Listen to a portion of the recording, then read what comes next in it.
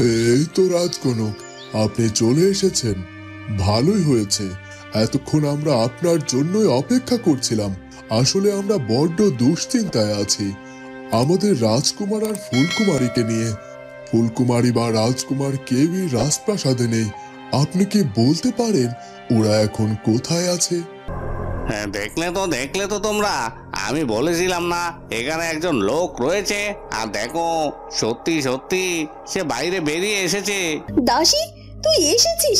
সেই কখন থেকে আমি তোর জন্য অপেক্ষা করে যাচ্ছি। এতক্ষণে তোর আসার সময় হলো? না না না, এটা কিছুতেই হতে পারে না সাধু বাবা।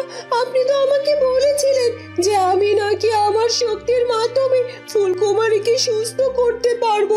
তাহলে কেন এ কথা বলছেন আপনি? আমার রাজকুমার বা ফুলকুমারী, ওদের কি কোনো খবর পাওয়া গিয়েছে? ওরা কি রাজপ্রাসাদে ফিরেছে? ওদের আবার কোনো ক্ষতি হয়নি তো? ওদিকে রাজকুমার চন্দ্র আর একটু দেরি না করে বেরিয়ে পড়ে সেই শুভ্র পদ্মফুল উদ্ধার করার জন্য। তাই তো সেই সাধু বাবার কথা মতো তার নির্দেশ করা পথ দিয়ে চলতে থাকে। সাধু বাবার কথা মতো মনে হচ্ছে আমি ঠিক পথে চলেছি। সে আমাকে বলেছে আমি এই পথ দিয়ে চলতে চলতে এক বিরাট গুহার দেখা পাবো। আর দেখা পেলে প্রথমে সে আগুনের দেয়ালের সম্মুখীন হব। আর কোনোভাবে যদি আমি সেই আগুনের দেয়ালের বাধা অতিক্রম করতে পারি, তাহলে আমার দ্বিতীয় বাধার সম্মুখীন হতে হবে। আর সেটা অতিক্রম করতে পারলে আমি আমার তৃতীয় বাধার সম্মুখীন হব। আর আমার বিশ্বাস আমি সেটাও অতিক্রম করতে পারবো। আর সেই তিনটে বাধা যদি আমি এভাবে পরিপূর্ণভাবে অতিক্রম করতে পারি, তাহলে শুভ্র পদ্ম নিয়ে আসা আমার পক্ষে খুব একটা কঠিন কাজ হবে না। না না, আমাকে যে পারতেই হবে, কারণ আমি বারবার ফুলকুমারীকে এই অবস্থায় আর সহ্য করতে পারছি না। ওকে যে আমাকে বাঁচাতেই হবে। আর তাছাড়া সাধু বাবা তো আমাকে বারবার বলে দিল হাতের সময় নাকি বড্ড কম, ওই অল্প সময় আছে। আর এই সময়ের মধ্যে আমাকে সবকিছু সম্পন্ন করতে হবে। হে বিধাতা, আমি জানি না কতটুকু পারবো, তবে তুমি আমার সহায় হও। আমি যেন অল্প সময়ের মধ্যে আমার ফুলকুমারীর কাছে যেয়ে তাকে সুস্থ করতে পারি। এ কথা বলতে বলতে রাজকুমার চন্দ্রকুমার আবারও চলতে থাকে। আর চলতে চলতে সে একটি বিরাট গুহার কাছে পৌঁছে যায়। এই তো সাধু বাবার বলা সেই গুহার কাছে আমি পৌঁছে গেছি, কিন্তু এখানে তো কোনো আগুনের দেয়াল দেখতে পাচ্ছি না। সাধু বাবা তো আমাকে বলেছিল এই গুহার সামনে নাকি আগুনের দেয়াল থাকবে, কিন্তু কোথায় কোথায় সেই আগুনের দেয়াল? না না, এত চিন্তিত হলে হবে না, আমাকে আরও এগোতে হবে। আমি যেহেতু সঠিক গুহার সামনে পৌঁছাতে পেরেছি, তাহলে সে আগুনের দেওয়াল আমি ঠিক খুঁজে পাবো। এরপর রাজকুমার সামনের দিকে এগিয়ে যেতে থাকে। আর তখনই গুহার সামনে একটি আগুনের দৃশ্যমান দেওয়াল সৃষ্টি হয়। আগুনের দেওয়ালটা এতটাই ভয়ঙ্কর ছিল যে রাজকুমার চন্দ্রকুমার সে আগুনের দেয়ালের উত্তাপ কিছুতেই যেন সহ্য করতে পারছিল না। ওদিকে ফুলকুমারীর অবস্থা ধীরে ধীরে যেন আরো বেশি দুর্বল হতে শুরু করে। তার গায়ের রং ফিকে হয়ে যেতে শুরু করে। কি সাধু বাবা, এ কি দেখছি? ফুলকুমারীর গায়ের রং এভাবে ধীরে ধীরে ফিকে হয়ে যেতে শুরু করেছে কেন? ওর শরীর কেন কেন এমন কালো বর্ণ ধারণ করতে শুরু করেছে? এর কারণ কি বলতে পারেন? ফুলপরি, তুমি বুঝতে পারছো না? ফুলকুমারীর উপর অশুভ কালো শক্তি এমন ভাবে ওকে কালো জাদু করেছে, খুব অল্প সময়ের মধ্যে ওর প্রাণ হরণ হতে পারে। আর সেটা নিয়ে আমি ভীষণ ভয় পাচ্ছি, কারণ ফুলকুমারীর হাতে যে সময় বড্ড কম। আর ওর এভাবে শরীরের রং কালচে হয়ে যাওয়ার কারণ ও ধীরে ধীরে মৃত্যুর দিকে এগিয়ে যাচ্ছে। আর যখন ওর শরীর পরিপূর্ণ কালো রং ধারণ করবে, তখন আর আমরা ওকে কোনোভাবেই বাঁচাতে পারবো না। ও সত্যি সত্যি পৃথিবী ছেড়ে বিদায় নেবে। না না না, এটা কিছুতেই হতে পারে না। আপনি তো বললেন ওই শুভ্র পদ্মের কারণে নাকি আমার বোনটাকে বাঁচানো সম্ভব হবে সাধু বাবা। বলেছি, আর সেটা এখনো বলছি। আর রাজকুমার চন্দ্রকুমারকেও তো পাঠিয়ে দিয়েছি। তবে রাজকুমার চন্দ্রকুমার যদি সঠিক সময়ের মধ্যে ওই শুভ্র পদ্ম নিয়ে এখানে হাজির না হতে পারে তাহলে যে মহা বিপদ ঘটে যাবে ফুলপরি, আর সেটা আটকানোর সাধ্য যে আমার হাতেও থাকবে না। না না, কিছুই হবে না, কিছুই হবে না আমার বোনের রাজকুমার চন্দ্রকুমার ঠিক সময় মতো ওই শুভ্র পদ্ম নিয়ে ফিরে আসবে। আমি জানি রাজকুমার চন্দ্রকুমার ফুলকুমারীকে বাঁচানোর জন্য নিজের প্রাণ পর্যন্ত উৎসর্গ করে দিতে পারে। তাই তার সামনে যত বাধা বিপদই আসুক না কেন, সঠিক সময় ওই শুভ্র পদ্ম নিয়ে তারপর রাজকুমার ফিরে আসবেই। আমি তো সেই আশাতেই এখানে এভাবে অপেক্ষা করছি। ওদিকে গ্রামের লোকেরা রাজকুমার প্রতাপকে নজরবন্দি করে রাখে সেই জঙ্গলের কুটিরে।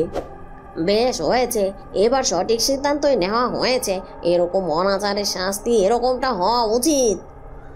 হ্যাঁ গো হ্যাঁ, এই রাজপুত্রটি ভেবেছিল ও অন্যায় করবে আর আরও কোনো শাস্তি পাবে না, কিন্তু এটা ভাবেনি যে রাজ্যের মানুষেরা কখনো অন্যায়ের প্রশ্রয় দেয় না, তারা অন্যায়ের সঠিক বিচার করেই তবেই সারে। আর এখন বুঝবে যে অপরাধ করলে তার শাস্তি অবশ্যই পেতে হয়, সে রাজকুমার হোক আর রাজা মশাই হোক। এখন আমাদের শুধুমাত্র ওই রাজকুমারকে নজরবন্দি করে রাখতে হবে, যেন কোনোভাবে ওই কুটির থেকে বেরিয়ে যেতে না পারে। আর ওই মেয়েটি ফিরে এলে তারপর এদের দুজনের বিয়েটা দিয়ে দিতে হবে। এই রাজকুমার কি ভেবেছিল আমরা কেউ কিছু ঠিক টের পাবো না, তাই তো? এখন ধরা পড়ে গিয়ে বেচারা দুশ্চিন্তায় পড়ে গেছে। আর তাছাড়া সে তো কিছুতেই ওই মেয়েটিকে বিবাহ করতে চাইছে না, কিন্তু বিবাহ করতে চায় আর না চায় ওই মেয়েটিকেই যে ওকে বিবাহ করতে হবে, আর এটাই আমাদের গ্রামের লোকজনদের ফয়সালা। হ্যাঁ হ্যাঁ, আমরা যেহেতু ফয়সালা করেই ফেলেছি, তাহলে এখানে শুধু এভাবে দাঁড়িয়ে সময় নষ্ট করছি কেন? তোমরা দুজনেই বরং এখানেই থাকো, আমরা এখান থেকে যাই, গিয়ে বরং বিয়ের সব বন্দোবস্ত করি। আর ওই মেয়েটি ফিরলে আর দেরি না করে ওদের বিয়েটা দিয়ে দেওয়া যাবে। হ্যাঁ হ্যাঁ, কথাটা তুমি মন্দ বলনি। তাহলে তোমরা এখানে অপেক্ষা করো, আমরা বিয়ের বন্দোবস্ত করার জোগাড় করি, কেমন? কি এই আগুনের দেয়ালের উত্তাপিত আমি সহ্য করতে পারছি না। এখন এই আগুনের দেয়ালের কাছে আমি কি করে যাব, আর কি করেই বা এই আগুনের দেয়াল ভেঙে আমি গুহার মধ্যে প্রবেশ করব? সাধু বাবা তো বলেছিল এই 3টি বাধাই নাকি আমার জন্য কঠিন পরীক্ষা। তার মানে এই বাধাগুলো আমাকে আমার বুদ্ধি দিয়ে আর শক্তি দুটো ব্যবহার করে অতিক্রম করতে হবে। কিন্তু আমি এটাই তো বুঝতে পারছি না যে গুহার দেয়াল কিভাবে ভাঙবো। না না, কিছু তো আমাকে একটা ভাবতেই হবে, কোনোভাবে সময় নষ্ট করা যাবে না। আমি তো জানি আগুনকে কিভাবে নিভাতে হয়। জল, আমার মনে হয় আমি যদি কিছু জল সংগ্রহ করে এই আগুনকে স্পর্শ করাই তাহলে হয়তো বা এই আগুনের দেয়ালকে ভেঙে ফেলতে পারবো। আর দেরি করা যাবে না, এক্ষুনি আমাকে জল সংগ্রহ করতে হবে। রাজকুমার চন্দ্রকুমার সেখানে একটি পাত্র পড়ে থাকতে দেখে, আর সে একটু দেরি না করে সেই পাত্রটি নিয়ে কিছু জল নিয়ে এসে সে আগুনে নিক্ষেপ করে। কিন্তু এতে ঘটে যায় হিতের বিপরীত। আগুনের তীব্রতা না কমে যেন আরো বৃদ্ধি পেয়ে যায়। রাজকুমার চন্দ্র এবার ভীষণ ভয় পেয়ে যায়। এটা কি হলো? আমি এই আগুনকে জল স্পর্শ করানোর সাথে সাথে এই আগুন যেন আরো বৃদ্ধি পেয়ে গেল। তার মানে বুঝতে পেরেছি এই আগুন সাধারণ কোনো আগুন নয়, এই আগুনকে কোনোভাবে জল দিয়ে নিবারণ করা সম্ভব নয়। তাহলে কিভাবে আমি আগুনের দেয়ালকে ভাঙবো? না না, যদি আমি এক্ষুনি দেওয়াল ভাঙতে না পারি তাহলে আমি শুভ্র পদ্ম নিয়ে আসতে পারবো না। আর শুভ্র পদ্ম না নিয়ে আসতে পারলে তো আমার ফুলকুমারীও বাঁচবে না। তাহলে আমারই বা বেঁচে থেকে কি লাভ? আমি এক্ষুনি আগুনের দেয়ালে নিজেকে আত্মহতি দেব। আমি যদি প্রথম বাধাই অতিক্রম করতে না পারি তাহলে আমার আর বেঁচে থাকার কি দরকার? এ কথা বলে রাজকুমার চন্দ্রকুমার আর একটু দেরি না করে সে আগুনের দেয়ালের দিকে এগিয়ে যেতে থাকে। তখন সাথে সাথে সে আগুনের দেয়াল অদৃশ্য হয়ে যায় আর গুহার ভেতরে প্রবেশের পথ তৈরি হয়ে যায়। এই আগুনের দেয়ালটি তো অদৃশ্য হয়ে গেল, আর এই গুহার ভেতরে প্রবেশের রাস্তাও তৈরি হয়ে গেল। তার মানে কি আমি আমার প্রথম বাধায় অতিক্রম করতে পেরেছি? হ্যাঁ, বিধাতা অবশেষে আমার কথা রেখেছে, সে আমাকে সাহায্য করেছে। আর একটুও দেরি করব না, এক্ষুনি আমাকে গুহার ভেতরে এগিয়ে যেতে হবে, আর আমাকে খুব তাড়াতাড়ি আমার দ্বিতীয় বাধা অতিক্রম করতে হবে। এ কথা বলে রাজকুমার চন্দ্রকুমার এগিয়ে যেতে থাকে।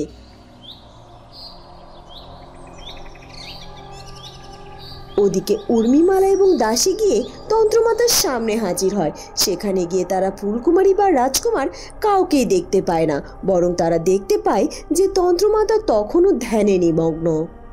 এ কি রে দাসী, তোর কথা অনুযায়ী তো আমি তন্ত্রমাতার কাছে এসে হাজির হলাম, কিন্তু কই এখানে তো ফুলকুমারী বা রাজকুমার কাউকেই দেখতে পাচ্ছি না। তুই তো বলেছিলি ফুলকুমারীকে নাকি তার কাছে নিয়ে এসেছে, কিন্তু কোথায় কোথায় ফুলকুমারী?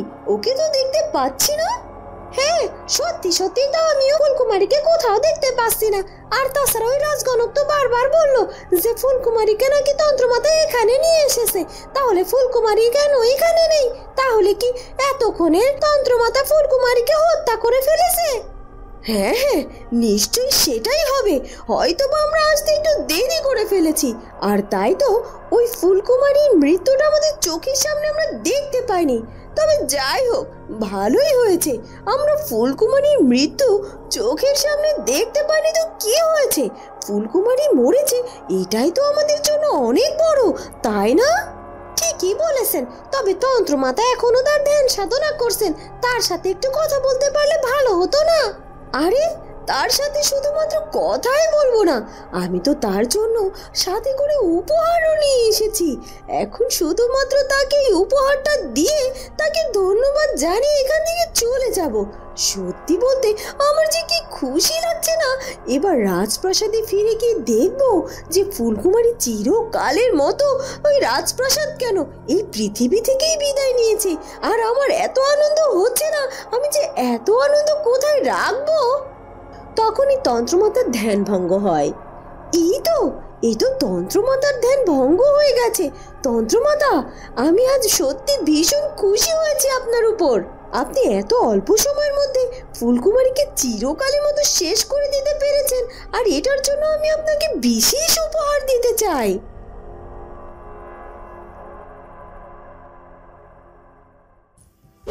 রানী, তুমি এতটা অস্থির হও না, নিজেকে একটু স্থির করো। মহারাজ, কি করে নিজেকে স্থির করব বলতে পারেন? আমার রাজকুমার এত বড় বিপদের মধ্যে রয়েছে, জানি না এখন কি অবস্থায় আছে সে। তার জন্য যে আমার বড্ড চিন্তা হচ্ছে।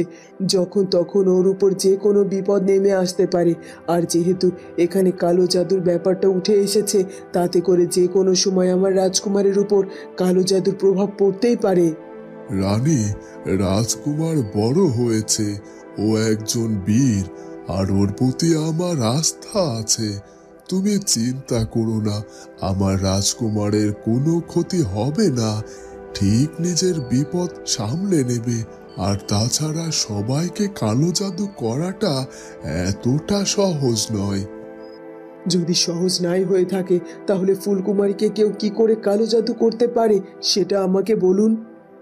যদি বলি এটা হয়েছে আমাদের ব্যর্থতার কারণে, আমাদের রাজপ্রাসাদে এখন এমন কিছু লোকজনের চলাচল আছে যেটা আমরা নিজেও জানি না। আমরা সঠিক নিরাপত্তায় আমাদের রাজপ্রাসাদকে রাখিনি। আর তাছাড়া কারোর ওপর কালো জাদু শক্তি প্রয়োগ করতে গেলে তার শরীরের কিছু অংশ প্রয়োজন হয়। হয়তো কোনো অচেনা লোক এই রাজপ্রাসাদে এসে ফুলকুমারীর শরীরের কিছু বা পরিধানের কিছু সংগ্রহ করে নিয়ে গিয়ে কোনো অশুভ শক্তির কাছে দিয়েছে। আর তাই তো ফুলকুমারীর ওপর ওই কালো জাদু শক্তি প্রয়োগ করা সম্ভব হয়েছে। আর আজ ফুলকুমারীর এই অবস্থার জন্য আমরাও দায়ী আছি। কি বলছেন কি মহারাজ? আপনার কথাটা তো সত্যিই যুক্তিসঙ্গত। ফুলকুমারী আমাদের রাজ্যের রাজবধূ, আর ওর পরিপূর্ণ নিরাপত্তা দায়িত্ব আমাদেরই, তাই না? আর সেটা আমরা দিতে ব্যর্থ হয়েছি। ওদিকে রাজকুমার প্রতাপ নজরবন্দি হয়ে থাকে সেই জঙ্গলের কুটিরের মধ্যে। এ কি বিপদের মধ্যে পড়লাম আমি! এই কুটিরের মধ্যে আমি এখানে একা রয়েছি, বাইরে গ্রামের লোকজন জড়ো হয়ে আছে, আর ওরা আমাকে এখানে নজরবন্দি করে রেখেছে। কিছুতেই আমাকে এখান থেকে বের হতে দিচ্ছে না। আর তাছাড়া আমি একা, কোনোভাবেই ওই গ্রামের লোকজনের সাথে পেরে উঠবো না। আমার কাছে কোনো অস্ত্র নেই, আর আমি চাইলেই যে কোনো মানুষের উপর আক্রমণ করতে পারবো সেটাও না। আর তাছাড়া সত্যিই তো এই কুটিরে তো এই মেয়েটি একা একা বসবাস করে। আর ওর কাছ থেকে শুনে যা বুঝলাম, ও তো অবিবাহিত, আর একজন অবিবাহিত মেয়ের সাথে যদি একটা পুরুষ লোক লোকচক্ষুর আড়ালে কথা বলে তাহলে সেটা দোষের হিসাব হয়। আর আমি তো এখানে 2 রাত পার করে ফেলেছি। গ্রামের লোকজনেরা আমাদেরকে ভুল বুঝবে, এটাই স্বাভাবিক। কিন্তু তাই বলে এমন বিপদে আমি পড়ে যাব, এটা তো কোনোভাবেই ভাবতে পারিনি। আমি তো কোনোভাবেই ওই পরি নামের মেয়েটিকে বিবাহ করতে পারবো না, কারণ আমি ভালোবাসি আমার ফুলকুমারীকে, আমার কুমকুমকে। আমি আমার কুমকুমের জায়গা অন্য কাউকে দিতে পারবো না। কিন্তু এখন দেখছি ওই মেয়েটি আমাকে সেবা শুশ্রূষা করতে গিয়ে ও নিজেই বিপদে পড়ে গিয়েছে। আমি আমার নিজের বিপদ নিয়ে চিন্তা করি না, কিন্তু ওই মেয়েটির কি হবে? না না, কিছুই ভাবতে পারছি না। আমি বড্ড বড় বিপদে ফেসে গেছি। আমি এই বিপদ থেকে কি করে উদ্ধার পাবো আমি, সেটা আমাকে ভাবতে হবে। ওদিকে রাজকুমার সেই গুহার ভেতরে গিয়ে এদিক ওদিক হাঁটতে থাকে আর সে দ্বিতীয় বাধা বা পরীক্ষার খোঁজ করতে থাকে। আমি তো আমার প্রথম বাধাকে কোনোভাবে অতিক্রম করতে পেরেছি, কিন্তু আমার দ্বিতীয় বাধা সেই সত্যের দর্পণ। সেই সত্যের দর্পণকে আমি কোথায় খুঁজবো? না না, আমাকে ভালোভাবে খুঁজতে হবে, আর যে করে হোক সত্যের দর্পণের মুখোমুখি আমাকে হতেই হবে। এরপর রাজকুমার আর একটু দেরি না করে সেই গুহার মধ্যে সেই সত্যের দর্পণটি খোঁজার জন্য এদিক ওদিকে যেতে থাকে। কিন্তু রাজকুমার যতই সত্যের দর্পণ খোঁজার জন্য যেখানেই যাক না কেন, সে ঘুরে ফিরে বারবার একই জায়গায় এসে পড়ে।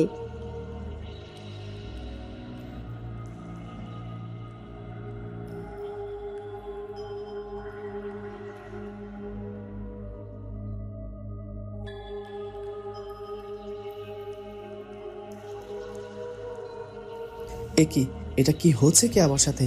আমি বারবার কেন এই জায়গায় এসে প্রবেশ করছি? সেই তখন থেকে আমি সত্যের দর্পণের খোঁজ করার চেষ্টা করছি, যার জন্য আমি গুহার এদিক থেকে ওদিকে যাওয়ার চেষ্টা করছি, কিন্তু আমি তো কোনোভাবেই পথ পাচ্ছি না। বারবার এই একই জায়গায় এসে দাঁড়িয়ে পড়ছি। তাহলে কি সত্যের দর্পণ আমি খুঁজে পাবো না? কিন্তু সাধু বাবা তো বলেছিল যে গুহার মধ্যে নাকি ওই সত্যের দর্পণের মুখোমুখি হব। না না, আমাকে আরো ভালো করে সেই সত্যের দর্পণ খোঁজ করতে হবে। তোরা এত উল্লাস কেন করছিস? কোনো উল্লাস করবি না। আমার শক্তিতে বাধা প্রাপ্ত হয়েছে। কোনো এক শুভ শক্তি আমার এই শক্তির কালো ছায়ার উপর বাধা প্রদান করেছে, আর তাই তো এখন পর্যন্ত ফুলকুমারীকে আমি আমার সামনে হাজির করতে পারিনি, আর ও এখন পর্যন্ত বেঁচে আছে। কি বলছেন কি?